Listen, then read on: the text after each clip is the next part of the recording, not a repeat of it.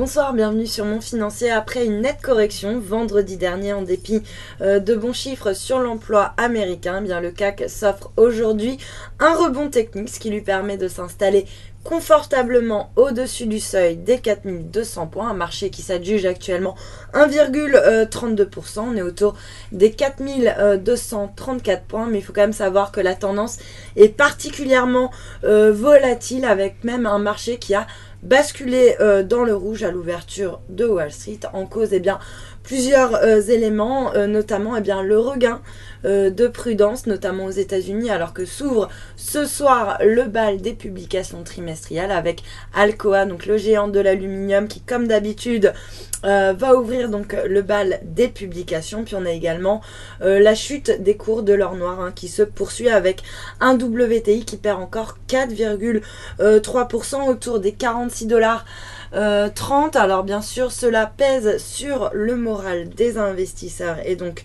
sur les marchés. Puis à noter que ailleurs en Europe, on observe une tendance à peu près similaire, assez volatile, avec des marchés qui s'inscrivent pour l'instant dans le vert. Du côté des valeurs maintenant, le secteur défensif est particulièrement bien orienté, LVMH notamment, qui prend la tête du CAC avec un gain de pratiquement 3%. On a également Pernod Ricard qui s'adjuge 2,7%. Puis à noter également Sanofi, bien orienté, qui gagne 1,47% à 76 €, alors que l'Agence européenne des médicaments a accepté l'idée d'examiner la demande d'autorisation de mise sur le marché de son nouveau médicament. Et puis lanterne rouge en revanche, c'est le secteur pétrolier qui continue de pâtir de la chute des cours de l'or noir. On a Technip qui perd pratiquement 4%, l'ensemble du secteur, y compris sur le SBF 120 qui est toujours plombé. On a par exemple CGG qui redonne